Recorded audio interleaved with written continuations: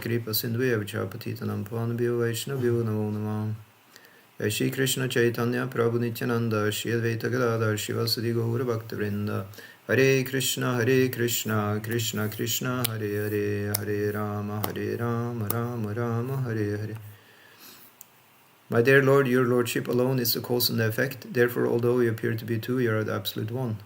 As there is no difference between the gold of a golden ornament and the gold in the mine, there is no difference between cause and effect. Both of them are the same. Only because of ignorance do people concoct differences and dualities. You are free from material contamination, and since the entire cosmos is caused by you and cannot exist without you, it is an effect of your transcendental qualities. Thus the conception that Brahman is true and that the world is false cannot be maintained. Yeah, so Prabhupada is using a lot of time to defeat that conception that the world is false.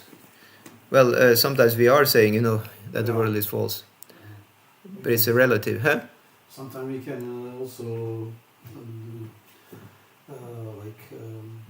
be in situation in life when we can see the life. Actually, illusion. Isn't it? Yeah. Even not thinking about. It is really, yeah. Like, wow, this is weird. We are talking, starting with the ego, we say the ego is false. We call it the false ego. So we are saying the world is false. However, at the same time, we say the world is also real. It is achintya beda beda tattva. The world is false and real at the same time. So how is it real? It is because you can say somebody create, say somebody is counterfeiting money. Yeah, you have like a $100 bill, and somebody has made, the false $100 bill. So why is he doing that? Is this because there is actually, a real $100 bill? Yeah. That's why he made the false version. So in the same way, this world has all these ingredients, that we can, you can say we can live here, and we can dedicate our lives to this world and what goes on here, the people here and so on. But then if it's false, that means that there is a reality which is the real thing, from which this is made a illusory counterpart. Yeah. So that's the idea. So that means that the false, you can say, produce the false manufacture. It is real. It's just that it's misrepresenting. Yeah. Which is actually have more substance. So in that way, this material world is called avastu. Yeah, vastava, avastava and avastu. So what is having substance is called vastu. It means it's solid. It has some structure. Yeah, yeah. Of course, there's also the building work, book. But then the material world is actually called avastava in the Bhagavatam, because it breaks. Yeah, you can say. So if you were building, the building according to Vastu book, then you wouldn't expect it to break the next day. Then you will say, no, this is not Vastu, this is Avastu. It doesn't hold up to its promise. So in that way, it's said that this material world, it doesn't hold up to its promise. We may build, you can say, existence here, but it breaks down. That's the problem. Yeah. Starting with the body itself. The body is called Sharira, and the definition is Shriyate iti Sharira. What is decaying, what is breaking down, is destroyed. That is the body. So to begin with, it's Ashashvatam. This is said in Bhagavad Gita. It's not eternal. Shashvata means eternal. Yeah, and Krishna is using this word Shashvatam to describe the soul. It says Shashvatam ayam purano nahanyata hanyam mane sharire. So it says the sharira is hanya, is dying. Na hanyate. But that person, which is the soul, is not dying when the sharira is dying, when the body is dying. Yeah. So that is the difference. Ashvar Dukhalayam Ashashvatam. This is a description of material world. It's full of duk, unhappiness. and it's temporary. But the body is not us, Krishna says. He says,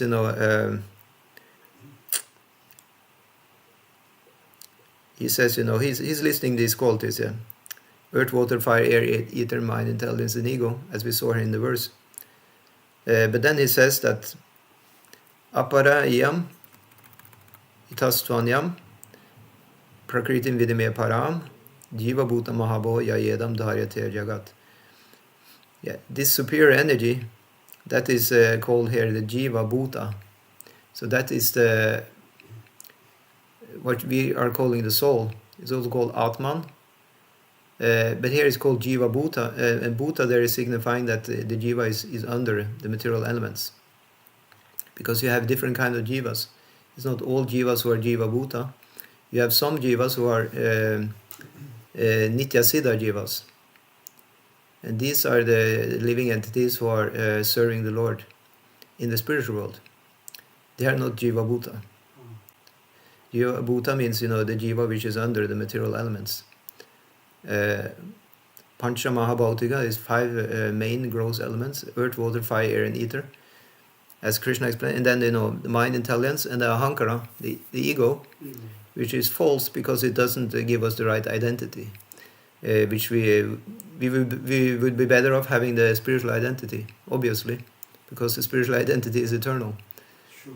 The ahankara is giving us the temporary identity. It has to be a bad bargain. It just has to be, right? It's like, what can you have another example? Say you're building the house, you're getting the house, and then you're told, in 5 years, this house is going to be dismantled. Yeah, sure. Yeah. So, what can you do? You just kind of fighting against time. You just know that at one point it's going to go away. It's a bad bargain to get such a house. That is like a ticking bomb, Ticking bomb, yeah. So in the same way, this body is like the ticking bomb. Yeah. You don't know when it's going to be finished. If it's not finished, you can say by itself, by old age. Then you have a few other options. It can be finished by some accident, or it can be finished by disease. Yeah, like that. But it's going to be finished, because that's the definition of the body. It's not lasting forever. And that's because the time itself is the killer. Yeah, Krishna says that, Kala Asmi, Loka Kshayakrit Pravrida. I'm cutting down the time of everybody. Loka Kshaya. Kshaya means diminishing. Yeah.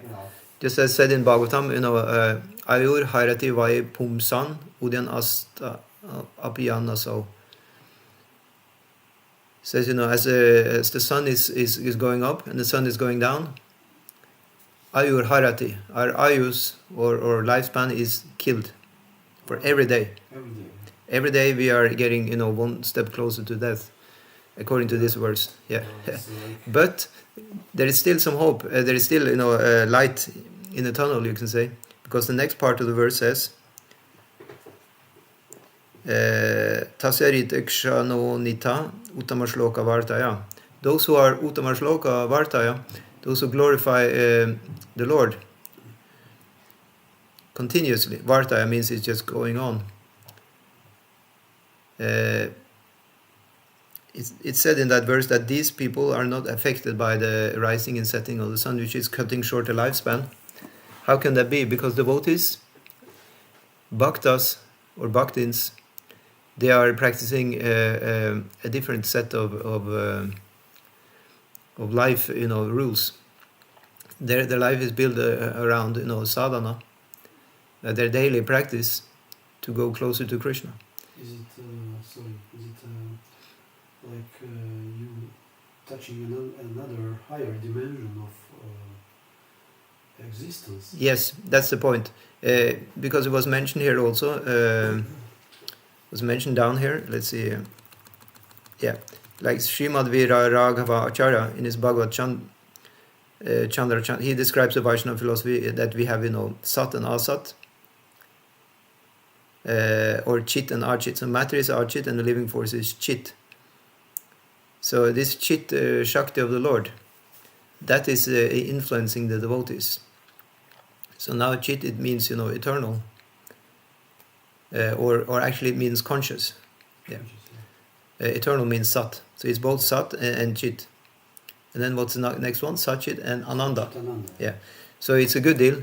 However, the material body, it is actually Achit. It's not conscious. It's not sentient.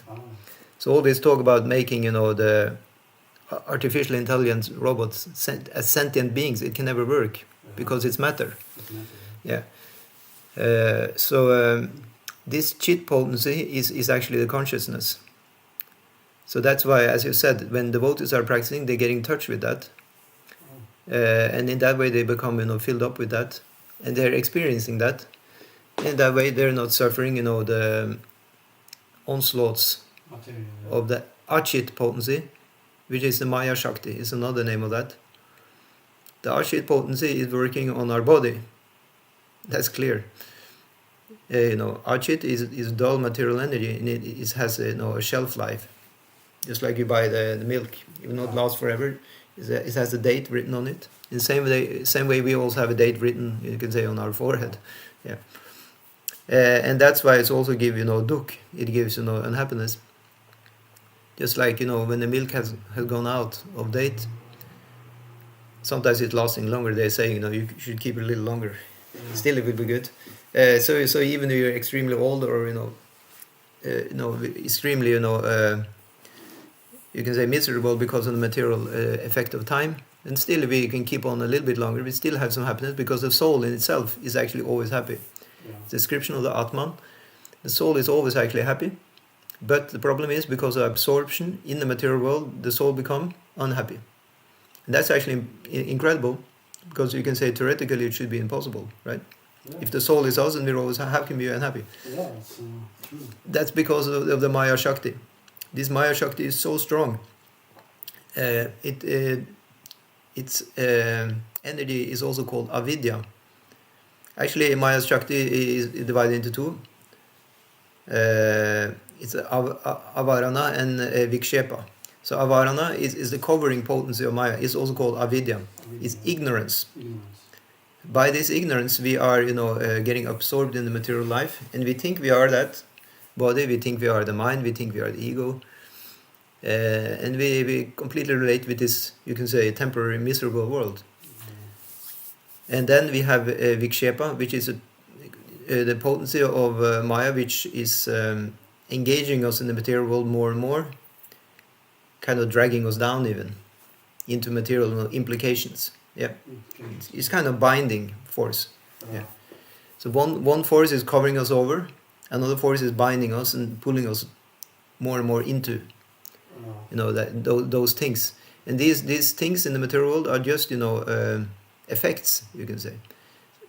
Just like we see a movie, and all these effects in the movie are enthralling us and making us very susceptible for manipulation. Like, the movie is running and we are manipulated. Something happened in the movie, we are crying. Something is happening in the movie, we are happy. Yeah, because of the movie, not because of us. They make us, we are in movie. Yeah. Sometimes. Yeah. They make us even identify so much.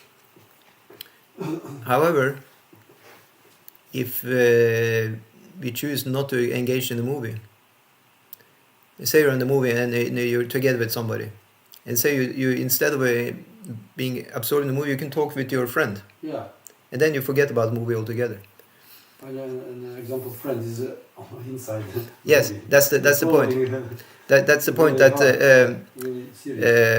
it said, Dva suparna sayoya sakaya samana vriksham parisashvajate. It said that there are two birds in the tree, and that other bird, actually the one bird is eating the fruits of the tree, and the other bird is just a silent friend. Yeah. And then the verse goes on to say that the bird which is eating is enjoying, the sour fruit, or you could say the unhappiness and happiness of eating, different fruits. One fruit is bad, another fruit is good. Taste, yeah. And then you have, if the eating bird is turning around, stopping eating and turning around to his friend, then that friend can give nice, company, and even fly out of the tree, guide the person out of the tree to a better destination. Yeah. Oh, So that's an analogy in the Upanishads describing, the relationship between Jiva and Paramatma, the soul and the super soul. So that's the solution to, you can say, getting rid of the madness of material absorption. Yeah. One thing is that it's covering us over, and another thing is that it's implicating us more and more. And in that way, you can say we are stuck then. But getting in touch with the spiritual energy, starting with the whole name, Hare Krishna, Krishna Krishna, Hare Hare, Hare Rama, Rama Rama, Hare Hare. That is giving us an infusion of, the spiritual energy. Yeah. Lord is not different from his name. He's not different from the book Bhagavat also. So simply by us reading the Bhagavat, we aren't qualified to read it, we aren't qualified to hear it. Well, actually, it's given assurance in the Bhagavatam that no matter who we are or what we are, we can hear the Bhagavatam and get purified by that. Sankirtamano Bhagavananantaha Pravishachitam Vidanute Asheshashaha. So it said, by hearing Bhagavatam, it's called Sankirtan also, to hear, the scripture in the association of all the devotees. Then he is entering into our consciousness, Pravishachitam. And what is he doing when he enters our consciousness? Vidunoti Asheshashaha. He's clearing up all the unhappy things there. Yeah. Because the unhappiness is coming from the absorption in the illusion or the delusion or the dualities even of the material world. Something is good, something is bad. If we have a bad day, or we are careless for a moment or two, we are stepping into the bad issues. Then we're suffering. We can't really escape it. It said this world is padam vipadam. It's like you take few steps and you can have a vipad, a misstep. Yeah, and that misstep is giving us unhappiness, and it's very difficult to avoid because the mind is a beast. It's very difficult to control. Yeah. Million mind and thinking. Exactly, and because of the wild mind, then we cannot control our speech. We cannot control the activities of our senses. He said Vachu vegam, manasa kroda vegam. These are forces. We have the force of speech. We have the force of our mind itself, of course. Kroda, we also become angry. That's also a force. Jiva vegam, we also have a force of our tongue. Udara, we have the force of our belly. And upashta, we have the force of our genitals even. And all of these are together making our life, a living hell. It's said that during Bhagavatam class you can call a spade a spade. At that point you can actually say things as they are, because Bhagavatam is the main book for getting sober. Yeah. And it's early in the morning, so in that way those who are sacrificing their time early in the morning to hear Bhagavatam, they deserve to hear the truth. Wow. Yeah. Yeah, they're already paid by their austerity to get up early in the morning. Of course, now we started Bhagavatam a little bit late, but that doesn't matter. Bhagavatam is actually eligible to be spoken anytime and anywhere, to anybody, by anybody. Yeah. Because it's the pure sound vibration. It is a manifestation of Krishna himself. Given to us at our worst minute, you can say. Yeah. Because Maharaj Parikshit, he was at his worst time in his life, because he was, cursed to die. Oh.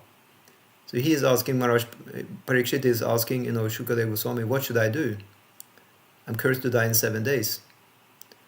And he asked, in a general way, he says, what is the duty of a man at the time of death? And in general, that means it's for all of us, because, or actually he says, what is the duty for a man who is about to die? So Prabhupada says in the comments, that actually this is for all people, because we're all about to die. We don't know if we're going to die anyway. Exactly. In the material, we're going to die. Yeah. So like that. And the duty is, Shukadeva Goswami is explaining, the duty is absorb yourself in the glories of Bhagavan. Isn't it explained here also about Bhagavan? Like the definition of Bhagavan? He has 6 opulences. He is, Wasn't it written here somewhere in the comment? Cool. I think so. Anyway, I cannot see it here. Anyway, the thing is that the Lord is so great that the words cannot really comprehend explaining Him fully. However, we can glorify Him according to our capacity, and that is, you can say, good enough. Yeah. So He is the greatest of the greatest. He's the biggest. He has 6 opulences. Sannam Bhaga Mitingana. Aishwarasya, Samagrasya. He's like the most opulent. He's the richest person. He's the strongest. He's the most like powerful person. Just like a great king or fighter. Yeah. Nobody can beat him. He's the most renounced person. Because although He would like to have all of us company, but He gives us the free will. Although our free will is, you can say, very limited, but still, He's not forcing us to love Him. And then you have Jnana. He's the most knowledgeable. He's the most famous. God is definitely the most famous. Everybody, wherever you are in the world, they know about God. And He's also the most beautiful. Most mysterious. Most mysterious. Actually, they are given more. Accolades to God are actually unlimited. You have the book called Vishnu Sahasranama. It's like 1,000 names of Vishnu or Krishna. And each of these names are glorifying the Lord in a different way. Glorifying His opulences. So that's the process we are given. That's process called Sankirtan, to glorify the Lord. And even better, to glorify the Lord in the company of other devotees. And by that glorification, like Krishna is saying one place in one of the Puranas, he said, Naham Tishtami Vaikunte.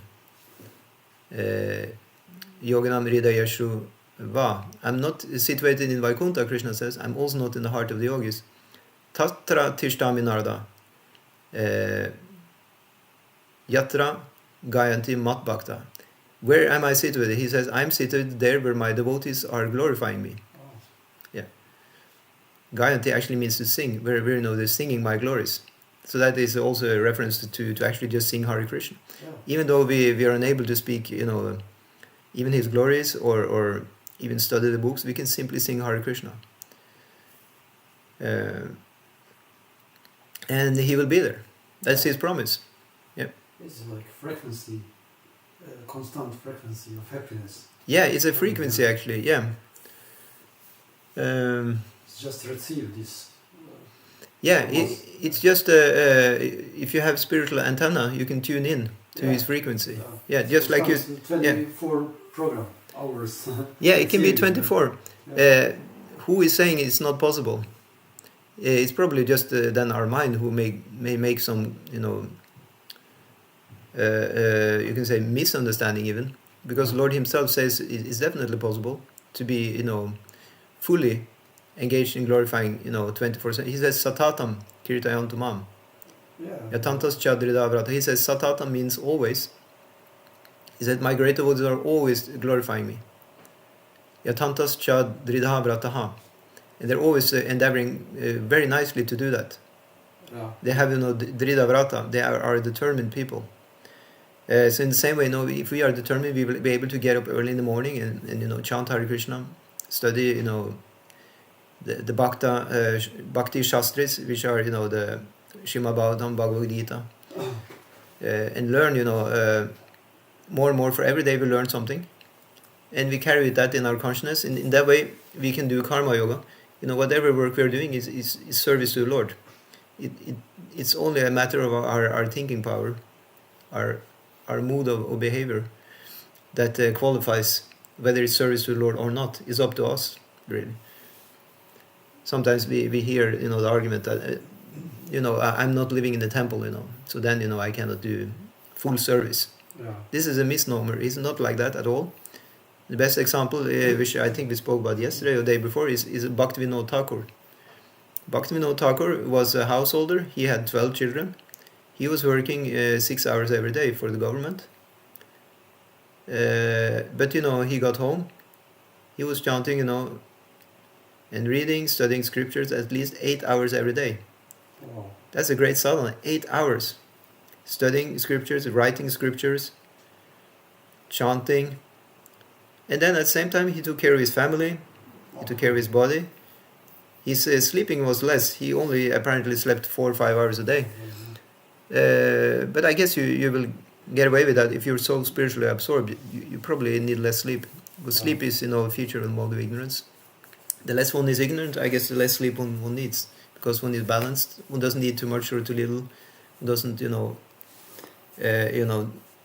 do too much vipada, missteps in the course of the day. And then the mind will be kind of happy. Because I heard that sleep actually is very much, about the demand on the mind. If the mind is suffering, it needs a lot of sleep. Yeah. The mind has a lot of trauma or go through a lot of things, then it's a resting for the mind actually. Resting, but I have one question about sleeping. Is it possible to, when you get higher level of consciousness of Krishna, in this astral body sleeping, is it possible to be conscious of Krishna at this time also? Well, apparently there are stories of great devotees who were, meeting Krishna in a dream. I don't know much about that. The only thing I know is that Krishna is making the rules, and he can also break the rules. The rule for sleeping is that we are having a thing called swapna. It is sleeping with the dream. Yeah. And then there is the other part of sleeping which is called susupti, which is a deep sleep. In the deep sleep there is no dream. At that time, the soul is said to be resting in Brahman. It's recharged very nicely. However, in the lives of devotees, apparently the 6 Goswamis, they were sleeping very less. So I don't know if they got any deep sleep at all. There's some kind of samadhi. Yeah, that's the point. It's one of the yogic siddhis that apparently one can overcome that need. However, devotees are not going usually after siddhis. They just live their lives as devotees. Because it seems to be kind of some mystical achievement to overcome the need to sleep. Yeah, just like it would be on the same level, I suppose, as overcoming the need to eat, because there are tales about yogis who didn't no longer have to eat. They were mastering their body, the life air so good, so that they could overcome the bodily needs. But that seems to be more like of an exercise to get to that level. Devotees are practicing bhakti yoga just to gain love for the Lord. Bhagavat Priti, they want to be there to the Lord, and the Lord is there to them. And then in that way they can sleep and eat. But I assume very strongly that the dreams of the devotees who are really absorbed in Lord will be very spiritual. Spiritual. Yeah. When we are Mishra Bhaktas, we are mixed up, you can say, with the material world very much. We are going actually through a lot of karmic cleansing in our dreams. It's said that one of the functions of the sleep, of the dreams, is to give us some karma also, subtle karma. And another thing is that it refreshes the intelligence. The intelligence is sorting out stuff, so there can be lessons there for us to learn and like that. Not so much Krishna Bhakti necessarily, even for devotees, because we're just overwhelmed with the material energy. Yeah. So we can't fit much of Krishna in there. It's just we need to digest. Just like if we eat a lot of food, we just have to lay down and digest, right? Yeah, and relax. Yeah. So in that way, at the present moment, we may take in so much of the material world in the course of one day that we just need to sleep and digest all that. We don't have room even to think about Krishna. Oh. We may not have taste. We haven't gotten that far yet. But hopefully, with the progress, we will become more, you can say, simple in the positive sense. And we will not do too much material stuff. We will not get too absorbed in all these things. We will kind of be much more, that's called, in yoga, it's called, like you have the 8 steps of yoga. What's that called again? Pratyahara. Pratyahara means to withdraw the senses from the sense objects. It's said that is happening automatically for the devotee. The devotee doesn't need to sit down and do the mechanical yoga. They're going through the steps of Ashtanga yoga, you can say, in a different way. Yeah, it's just automatically like Yeah. body. Yeah, they follow You rules. handle Yeah, it they follow automatically. rules and regulations. So yama and niyama is there. Their asana, you can say, is their life situation. If they work nicely, they have a nice, life. That's kind of then translatable to asana. Then you have pratyahara. It means they're so self-controlled. They only serve Krishna. So in that way, the senses are withdrawn and only used for Krishna. Yeah. That would be the same as pratyahara. And Krishna, he gives the example in Bhagavad Gita of the kurma or tortoise, who is withdrawing its limbs under the shell. Yeah. I never saw much of tortoises, but I guess the thing is that the tortoise is doing that whenever he wants to be for itself. Yeah, Yeah. nobody can disturb it. He Yeah. just takes all the limbs under, and then it's like takes the space. Yeah. That's it. so. In that way, if we're able to do pratyahara, then we can shield ourselves from the influence from the material world. Well, our process is to chant Hare Krishna and study the scriptures and do service. So if you do that, you can say, intensely and properly enough, then it should do the job. Yeah. And then it will give, it will give the thing called dharana, more focus, concentration. And then it will give dhyana, the meditation proper. Because we can't really meditate when we have all these other things in our mind. And then finally, when the meditation has become very, very strong and concentrated more and more, then it becomes samadhi. Yeah. Yes, actually to control the mind, because the mind is really difficult to control. It's you can say almost impossible, because Arjuna says it's more difficult than controlling the wind. Oh yeah, sure. Chanchala himanaha Krishna. Yeah. He says, this mind is very flickering. So how can we control it? And actually Krishna says it's true. It is greatly difficult, but Krishna says, abhyasena tu kaunteya vairagena. It says it's possible by abhyas, by practice. Abhyas also means sadhana. If we can some or other, mold our life so that we have some time every day to chant and read, then we will have a good start on our spiritual life, which then can help us grow. Without sadhana, it will be very difficult. Yeah. Actually, to not have any sadhana, that would be like the lives of those who are already in samadhi. They don't need sadhana because they're already liberated. But these are called siddhas. So sadhana, those who do sadhana are called sadhakas. And that's all of us who are now working to become, perfected. How many lives it's going to take, it's up to us, and it's up to Krishna. Yeah. Yeah. Yeah, and many reincarnations. Yeah. And the cycle. It can, go on for a long time. It can go on for a short time. We don't know what much we did in the past. We can have some idea that, we can see our certain level, and that can give an indication how much we have done previous lives. Yeah. So it may not be that much, or maybe actually more than we think. We don't know really. Do Krishna probably know which is the best mission for you Yeah. in the future? At least one thing we know. We know we have a lot of work left. That is for sure. The job is not finished. But is it the blessed for Krishna if you can serve him in continuous reincarnations? Yeah, that's the blessing from Krishna, that we can serve him continuously. Yeah. The relationship with Krishna is eternal, and he's manifesting, for us as the guru, so that we can serve him through the guru. He's manifesting as the Archa Vigraha, the deities, so that we can serve him through the deities that we find in the temple, or sometimes devotees also install deities in their own home. Yeah. You even have the Shalagram Shilas. One can serve Krishna through that expression of Krishna. He manifests also in the Grantha, in the Grantaraj, the Srimad Bhagavatam. That's also manifestation of Krishna. And as the Bhagavad Gita also. And he also manifests as the holy name. Yeah. That's the amazing thing. In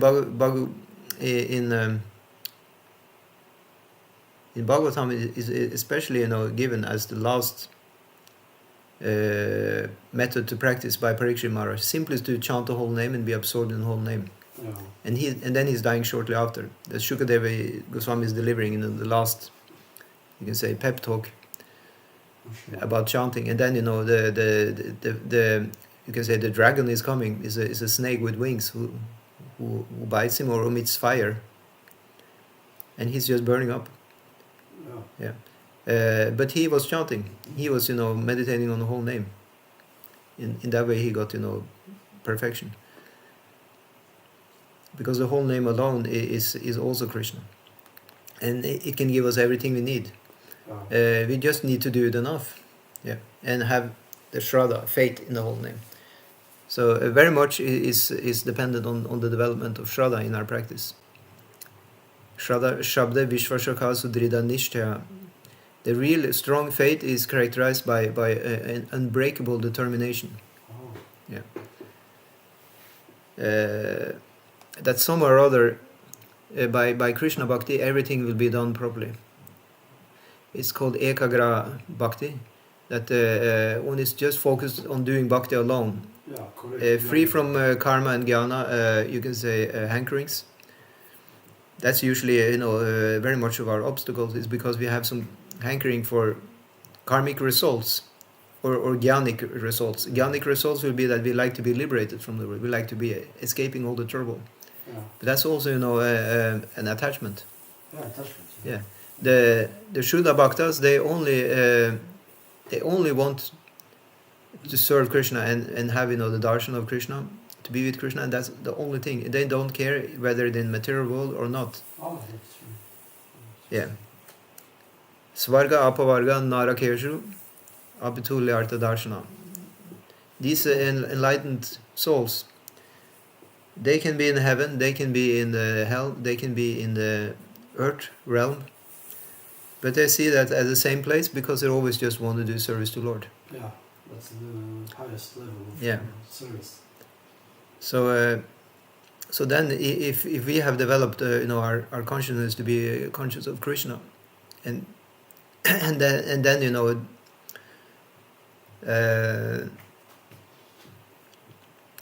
can say trying to increase that more and more. It said it's called Tivra Bhakti. It's like the sun rays are very intense. Tivra is also not the name for the sun rays. Very intense. It's also called tapas. Tapas is also coming from sun. The heat is creating heat. So very, you can say, fiery devotional service. So you can say, okay, so is it external fire? No, not necessarily. It's going inside. It means one is strong in yoga. It doesn't mean one is like you. Well, often it's manifest, of course, in a fiery preacher. Somebody is preaching, reaching out to everybody, very active. However, it can also just be, very strong inside. And of course, that will go outside also because we are in the material world. Sure. It can be manifest in different ways.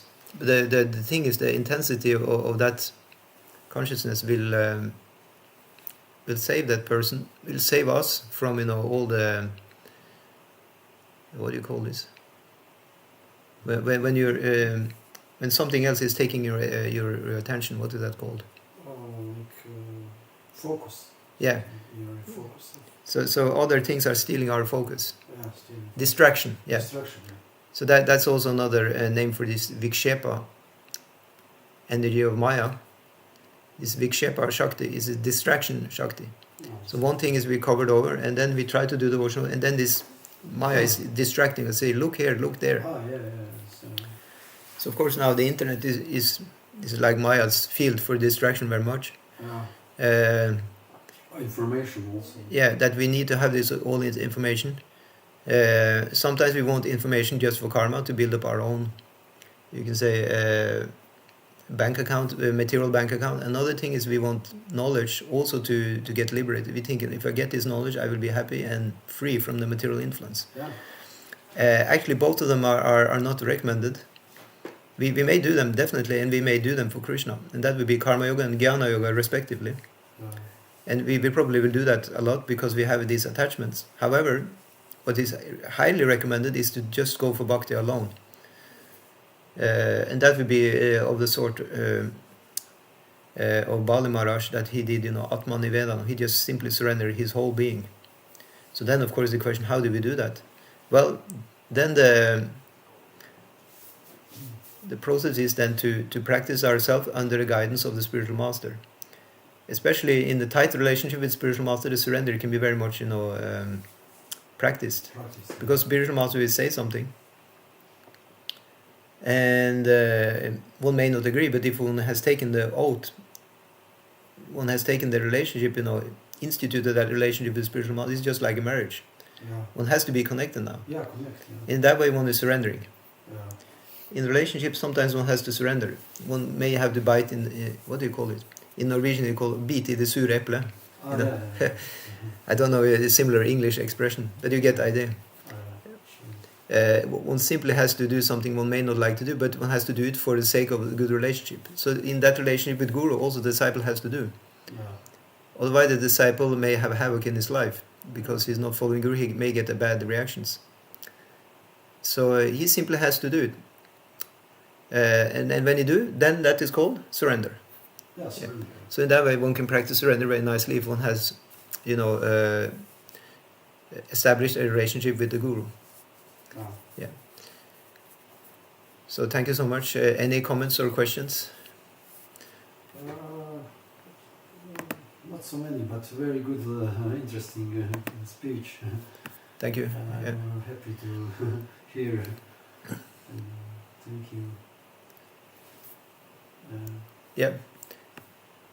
Thank you so much. Srila Prabhupada ki jai. Jai.